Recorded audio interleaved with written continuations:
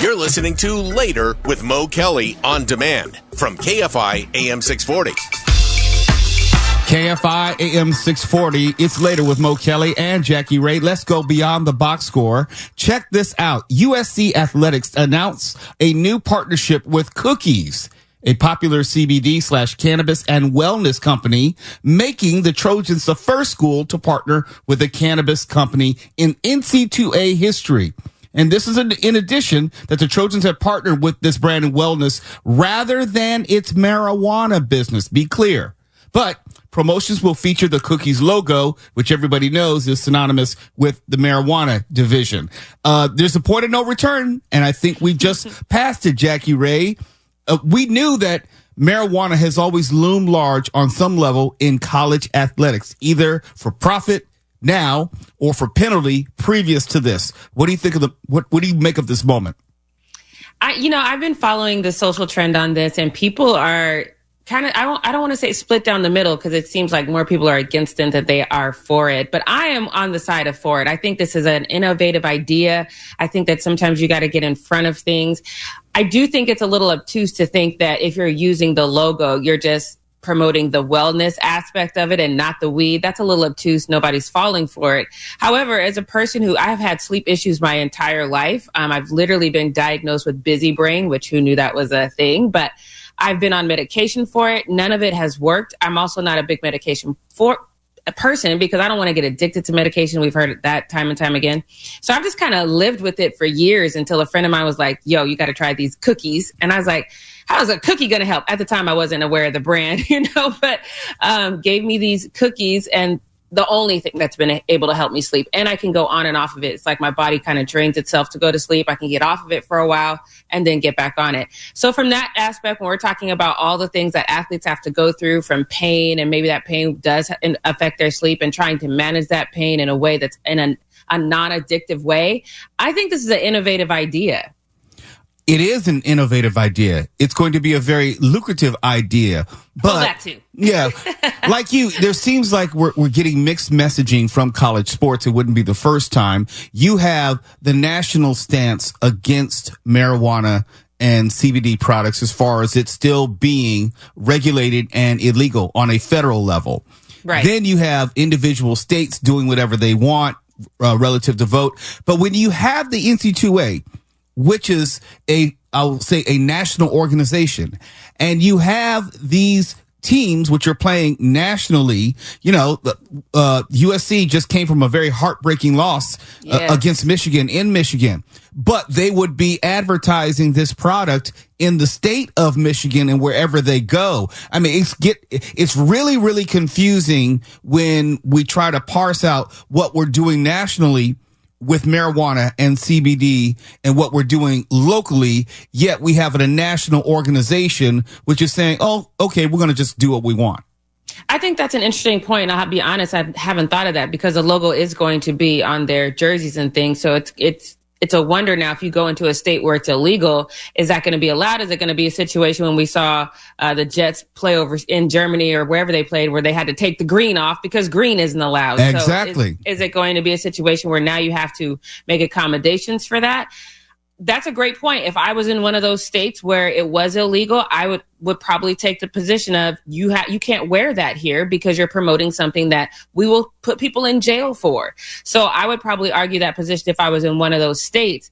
So, and I don't think that's a discussion that's been had, at least in anything that I've read. I haven't seen that discussion, but it's definitely one to be had. And it just points to how divided we are on this topic. So then that begs the question of, with how divided we are on this topic, is it even a good idea to dive headfirst into something that's going to cause more people to talk about that than what you're doing on the field? Oh, I know Cookies is listening right now. They're saying, please talk about this more. Right.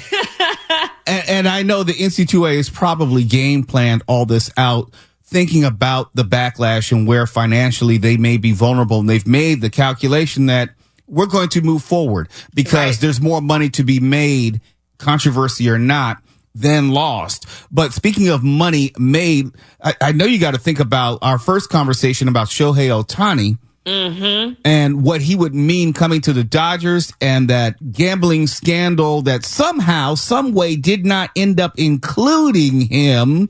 It was all because of his interpreter who stole that money, and Shohei had no idea. But the Dodgers are saying like, yeah, we made the right decision, because more than 50 home runs and more than 50 stolen bases later, no one is thinking about that. No one cares about that. He's had a season to end all seasons in Dodgers history. What do you make of the Shohei Ohtani first year experiment?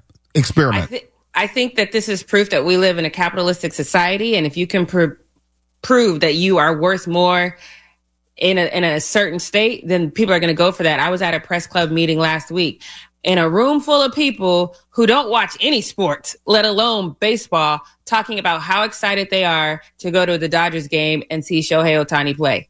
That is the impact of this individual player. So when you're talking about a room full of people who don't like any sports and now one person has made them interested, you magnify that over how many households across the country. And now, of course, there's going to be a spike in your revenue. Of course, there's going to be a spike in viewership, how many people are coming to the games, gambling that we can legally do on the game. So it's going to be a spike across the board. So in that specific instance, do I think that he is absolved of any guilt? No. Does it matter that I think that to this organization? Absolutely not, no. because they're reaping the benefits of his mere presence. Something else that I noticed, you have Shohei Ohtani, who was a fantastic player with the LA Angels. Okay. We're talking about the same general market, and yet he was not widely known in any respect outside of baseball. Yes, he's had a season to end all seasons, but he's still pretty much playing in the same city. Right. He's still pretty much doing the same thing. In fact, he's doing less because he's only hitting as a DH. He's not playing outfield. He's not pitching, as he's also been celebrated for. So it's amazing to me that he's become much more of a media phenomenon simply by changing leagues and changing teams pretty much in the same city. Did you notice that at all? I did, but the Dodgers ownership has always been fantastic about getting their name out in front of everyone and making sure that the Dodgers are synonymous with LA. Like, you literally see people wearing Dodgers hats that don't actually go to Dodgers games. It's just kind of synonymous. They are fantastic at marketing. Sidebar, their ownership is also part ownership in the LA Sparks. Don't do as great a job there, but when it comes to the Dodgers, they do amazing work. So I think that they have capitalized on this moment in time, this individual in this time, and they're doing a great job in that. So like they always say, it's location, location, location. When we come back, I know you've had a very important and timely interview which transcends sports. I don't want to give it away, but when we talk about the intersection of sports and society, let's go to Georgia when we come back. Yes. Can you do that for me? Definitely. It's Later with Mo Kelly. Jackie Ray's with me. We're going beyond the box score. KFI AM 640 live everywhere on the iHeartRadio app. You're listening to Later with Mo Kelly on demand from KFI AM 640. Still joined by Jackie Ray. We're both live everywhere on the iHeartRadio app. And there are a few times when I think that a subject is perfect, absolutely perfect for this segment. The intersection of sports and society. And you, Jackie Ray, on the Jackie Ray Show had a very important, I would say, interview and discussion of how sports can be trumped by social issues. And once again, how even though athletes are athletes first and foremost, they still live in the same world as us. They still have to deal with the same issues as we do. Let me get out of the way and let you tell the story. Yeah, so you guys can hear the podcast tomorrow on everything, including the iHeartRadio app. It's the Jackie Ray Show. And it was one of those moments in time where I really just appreciate the work that I've done in the WNBA and getting to know these players, because when the shooting happened in Georgia, the first thing I did was I went to Olivia Nelson-Odota's Instagram page. If you don't know who she is, Olivia Nelson-Odota used to play here in LA for the LA Sparks. She was traded to the Connecticut Sun, which is a good thing for her because they're now in the playoffs. So it worked out. But in their last game where they came to LA, I just had the moment to kind of sit down and talk to her and just really tap into her sadness about the situation, because I think a lot of times when these mass shootings happen, we can kind of detach ourselves from it because we don't we're not there. We don't know anyone who's been there. And for her, the shooting in Georgia not only happened in her hometown, but her cousin was at school when the shooting happened. The principal of that school is a close family friend of hers. And one of the things that she said to me was hearing the story from her cousin who was at the school at the time and the trauma that child is going to have to deal with. She's just a little girl. Olivia's exact words is she's seen things at her age that she should never have to see. And then unpacking that as, you know, someone who's related to you, the principal had to be there. The principal is going through his own trauma. And while you're unpacking that and while you're dealing with the emotions, she said those waves of sadness come and go. Those waves of concern about her family members come and go. But at the same time, you see politicians who don't want to take a hard stance on gun control. And she says she thinks the reason why that is because they are able to detach from it, because they haven't experienced a loved one either losing their life or almost losing their life in a situation like this. And they're hanging on to First Amendment rights or Second Amendment rights when at that time it took, a minute and a half to load a gun. So for her, it just doesn't seem like it's a realistic thing to hang on to. And it's devastating. And my favorite thing that she said was, you know, people always say that they want athletes to stick to the game, you know, that whole shut up and dribble narrative. And she goes, but politics are supposed to affect people.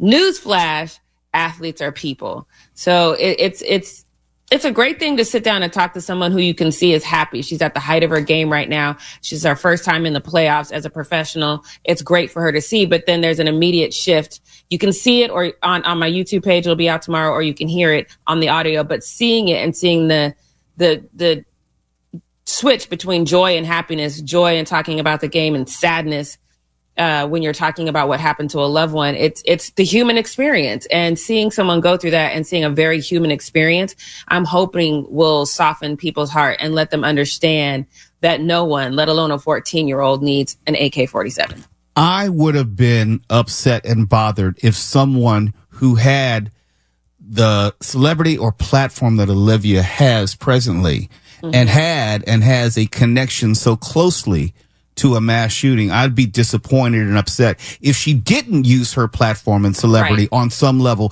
to highlight it. And I always say celebrities can use or not use their celebrity however they want.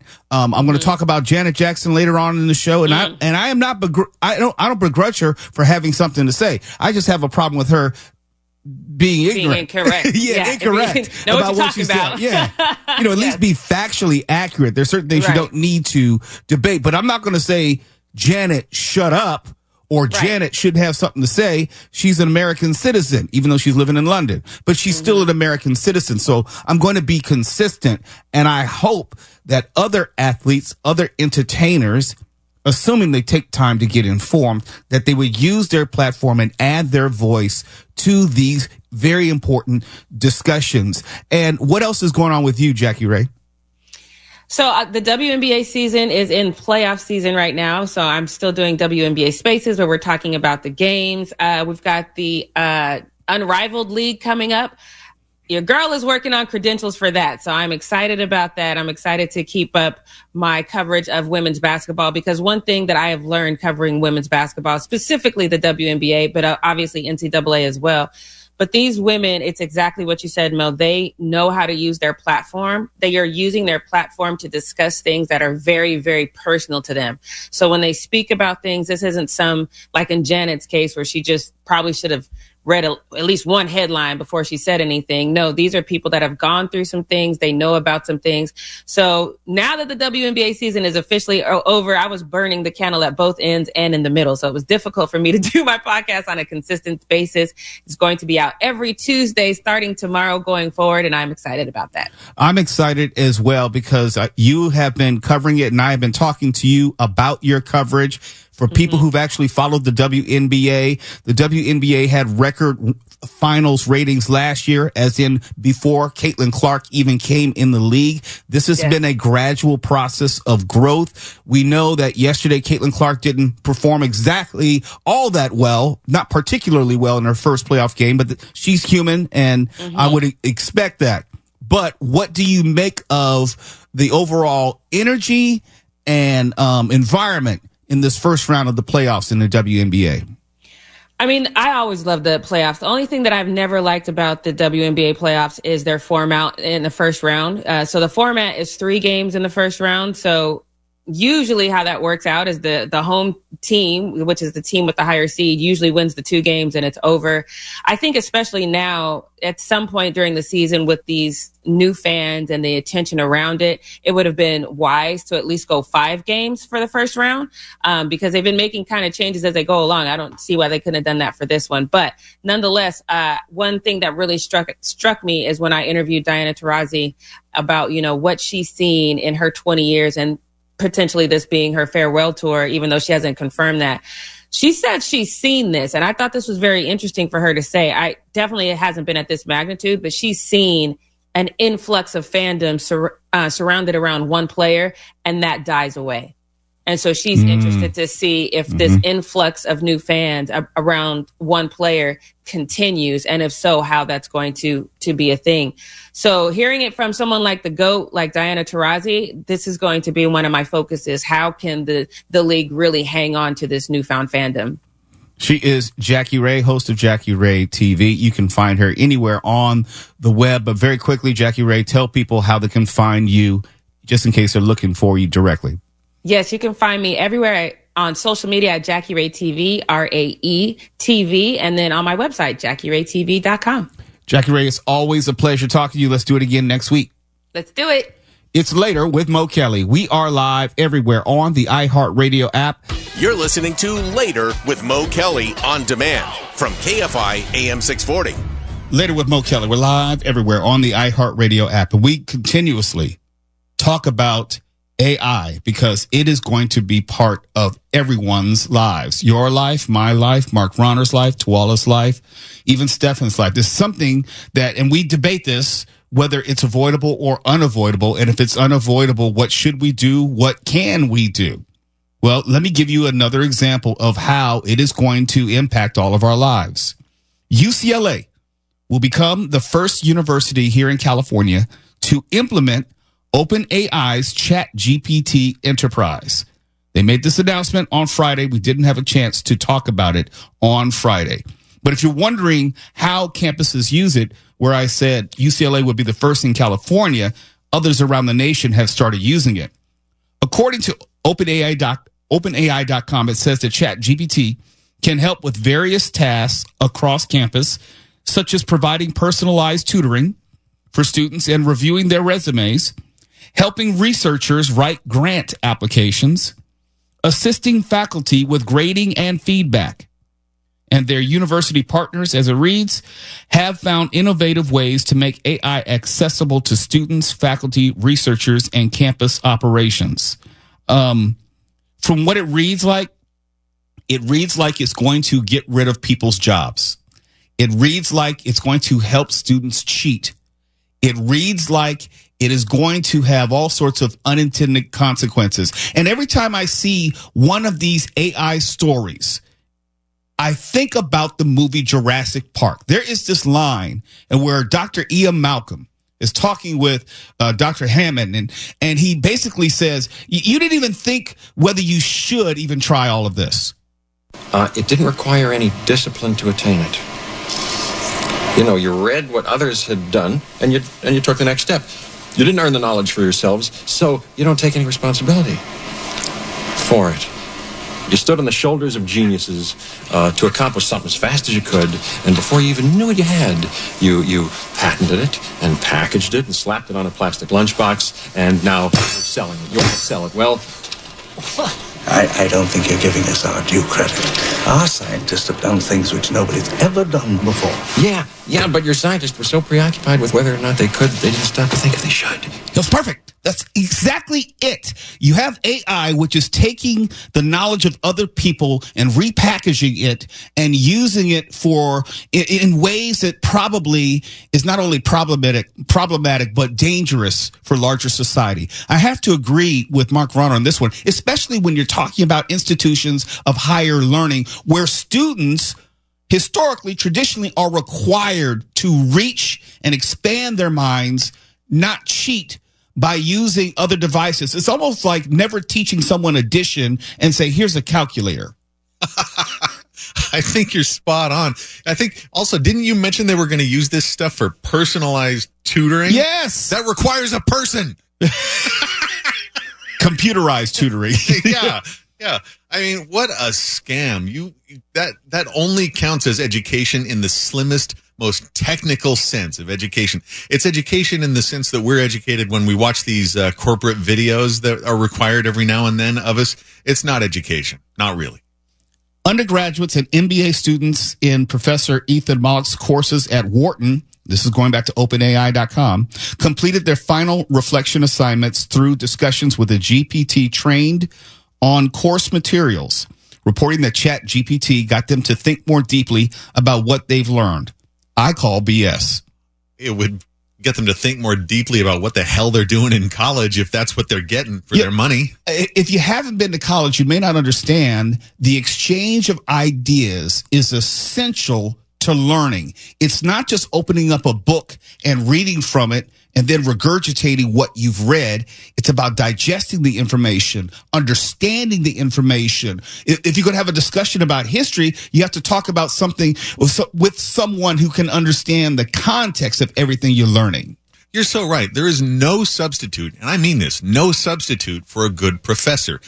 They're there for a reason. They know the most about their subjects, and they're there to connect with you as a student. And a good professor honestly will change your whole life. AI, not so much. I need to see a demonstration that this ChatGPT is superior to a professor, that the language model, the learning model is superior to a PhD professor who has been published multiple times and has taught thousands and thousands of students. Well, it can intake the information and spit it back out at you, but it doesn't have the experience, wisdom, judgment. It's not a thing. Going back to the story, according to this, UCLA will issue an open call for project ideas and proposals from students, faculty, and staff to utilize the technology. Wait a minute, you already have it? You don't have a clear and concise direction as far as how you want to use it, how you want to implement it, to what degree, and what extreme? It just seems backwards to me. You take all the proposals and everything in advance of actually using it. Always follow the money. There's a reason why this is being forced on us when nobody's asking for it. Nobody's asking for it. People stand to make money by putting other people out of work. That's it. Yeah, people are going to lose jobs over this. And this is not automation in the sense of making things better, faster, easier for society. There is something to be said for, hey, there are no stoplight operators anymore using a physical switch. There are no more elevator operators. There are no long distance operators. But in return, we got something which actually improves society and our economy evolved. Removing actual educators with an inferior form of education, and I mean that, inferior, and this is where I absolutely agree with Mark Ronner. It hurts, doesn't it? It is. Oh, it hurts. Oh, it's painful. It stings. It stings. Yeah. If only because it is only using available information. It is not processing it in a contextual sense for the betterment of students. Now, if you wanted to schedule your classes, fine. But tutoring, you're going to have to demonstrate to me. You're going to have to show me that this is actually superior. Now, other universities, Columbia, Arizona State, also utilize ChatGPT Enterprise. I know ChatGPT, OpenAI, they're making millions and millions of dollars. I understand what's in it for them. I have yet to understand what is in it for the universities other than a cost-cutting measure. It just gives students a shoddier and shoddier education without the benefit of the wisdom of somebody who's reached that point in their professional and personal life where they can pass that on down to younger people. You really can't overstate how important professors are. As we go to break, I have to play this again. Once again, we can learn something from our art and entertainment. The wisdom in this one Jurassic Park scene is so applicable to this moment. And if we don't learn anything from it, then God help us. What you had, you patented it and packaged it and slapped it on a plastic lunchbox, and now you're selling it. You want to sell it. Well, I don't think you're giving us our due credit. Our scientists have done things which nobody's ever done before. Yeah, but your scientists were so preoccupied with whether or not they could, they didn't stop to think if they should. It's Later with Mo Kelly, KFI AM 640. We're live everywhere on the iHeartRadio app. Your horoscope for this week when we come back. You're listening to Later with Mo Kelly on demand from KFI AM 640. KFI AM 640. It's Later with Mo Kelly. We're live everywhere on the iHeartRadio app. And here is your horoscope for this week. Getting laid and leveling up. Fall, sex, and love horoscopes for every sign. It's a long one, no pun intended, but I'm just going to have to read as much as I can. Aries. For those born under the fiery sign of Aries, your season of flirting at the farmer's market or with the hotties in the run club is over for now. The odds of finding someone through a friend's recommendation are higher since Libra rules the seventh house of one-to-one relationships. This also means that an ex could be tempted to get back in touch with you. But remember to only re-engage if they've changed. They're your ex for a reason. Taurus. Bad news for notoriously home-loving bulls. You're going to have to go outside where other humans roam, at least once a week. More if you want to find love this fall. Taurus, Libra rules over your sixth house of routines. So if your routine is to stay inside, it's highly unlikely you'll meet anyone worth your cute outfit. The sixth house also rules over health and fitness. So trying out a new class could be just the meet cute setup for a cozy romance in the future. Gemini. Y'all may be inclined to double down on coupling up. For Geminis, Libra season ushers in the schmaltz. You'll be positively goopy during Libra season thanks to an air trine activating your fifth house of leisure, hobbies, and romance. PDA may not be your usual MO, but you may not be able to control yourself or play it cool. With Venus and Scorpio forming an awkward AF. I can't say that on the radio. Well, you already said goopy. No, this is worse. This feeling of wanting to commit too soon could be Mark. Yeah. Take my word for it. Wanting to commit too soon could be an added mind bend. Cancer. For Cancer folk, Libra season highlights themes of home, both literal and metaphorical. Here's a green light to spruce up the place for dinner parties, fancy brunches, craft nights, and even romantic dates at home. As Libra enters your fourth house of home, heart, and family, you'll feel called to make your home the place to be. Just be careful with who. No, this is grammatically incorrect. Just be careful with whom you let into your space, especially for those who are single. When Venus enters Scorpio, your intuition will be heightened. Wait, what? Yep.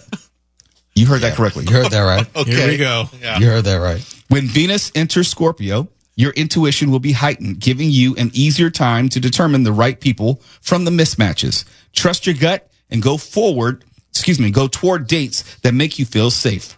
Into the guts. No rim shot for that. No.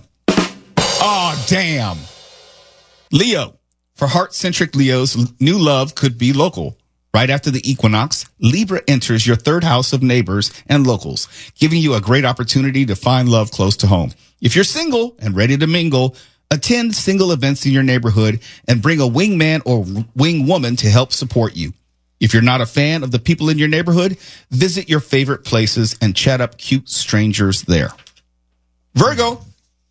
For you, Virgos, the time is nigh to get clear and call in the partner of your dreams. It's time to focus on clarifying your deal breakers and deal makers, whether it's a spreadsheet or an old-fashioned list.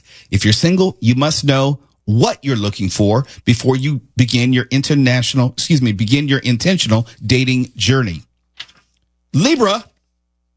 Their hallowed birthday season is prime time for Libra folk to focus on the role they play in their relationships. For single people, audit the relationships you've attracted within the last year. Would you say you're satisfied with the quality of people? If not, it's time to recalibrate and do some reflection around self-worth. Scorpio, are you ready to all? Let's go. The next few weeks are no cakewalk for you, Scorpio. Damn. You've got a pretty rough season ahead of you when Libra moves into the 12th house of healing shadow work and facing your fears. The focus is on dissecting your fears and failings around relationships. For single people like you, Tuala, it's wise to sit out this season of love and opt for therapy or self-help books. Jesus. To get clear on your attachment styles or any emotional blocks around love. Oof. Nothing goopy for you. Nothing goopy for me. No goopy, no guts. Sagittarius, here's me. For archers, this time is nigh to get out and about and thoroughly in the mix. Your 11th house of networking is greatly affected by the collaborative Libra energy, Sagittarius. For singles playing the field, the season ahead might mean meeting someone who drives you crazy. Crazy enough to confront your fears regarding commitment. It sounds like marriage to me. Do you refer to yourself as an archer? No, I don't. Okay. No, that's what He's an horoscopes archer. are. No, mm-mm. He's very much an archer. I don't think so. It's written all over your face. Y'all are wrong, okay? I'm a Sagittarius, but not an archer. Capricorn. For sea goats, business is a pleasure this fall. As Libra enters your 10th house of career, you'll feel especially satisfied with your work and confident in love, whether or not you have someone special in mind. For singles, sparks fly while at work, mixing business with pleasure. While you may be tempted to hook up with a coworker, make sure you know what you're getting yourself into. Opt to look for potential suitors who work in your industry or come recommended through your coworkers. They do what to the Okay. coworkers? Sounds like a trip to HR. Quick question. And you don't have to give me a time period. Has anyone or everyone here dated a coworker at some point, at some job, at some time? Wait, which job and which time? I don't want to know specifics. I don't want to know. I'm having some technical issues in here. Look, you're old enough where you had enough jobs where, something could have happened somewhere along the way. Sorry, I can see your face through the camera. I'm going to have to sign off for a little bit. Stefan, are you going to balk at this question as well? No, it's a yes for me. Okay. It's a yes for me. Oh, that's a hell yes for me. Oh, damn. I didn't expect that modifier. Mark's the only one doesn't want to give up. Well, he doesn't want to. Look, if you had nothing to hide, you'd have nothing to hide. So the non-answer is the answer. We weren't asking for enough. specifics. Yeah. That is answer enough. I hope I can get this fixed before I have to do the news break. That's all right. So that means we can say whatever we want about Mark, and he won't even hear it. It does not mean that. All of a sudden, it's fixed. We're up against the clock here. I don't know if you noticed. Oh, yeah, we are. Yeah. Okay. Well, how about this? Aquarius. Get weird and whimsical, Aquarius. When Libra enters your 9th house, you're asked to follow your curiosities. For singles looking for love, avoid shallow thirst traps and opt to thirst for knowledge. Learning or advancing a skill could lead you to the perfect partner eager to grow alongside you. Stimulate those skills. Yeah. Get some growth. Yeah. Pisces. Libra lights up Pisces' 8th house of sex, death, resources, and regeneration. That's a lot of houses. Wow. It's important for fish to be conscious of where and with whom they're investing. For singles, if you were guilty of bailing on friends because of a last minute date last season, it's time to apologize and make things right. And there is your horoscope for this week if you're planning on getting laid and leveling up. It's later with Mo Kelly. When we come back, an answer from Mark Ronner on whether he's ever had an office romance. I accept your apology. KFI AM 640. We're live everywhere in the iHeartRadio app. I forgive you. Full of stimulating talk. KFI. And KOST HD2. Los Angeles, Orange County. Live everywhere.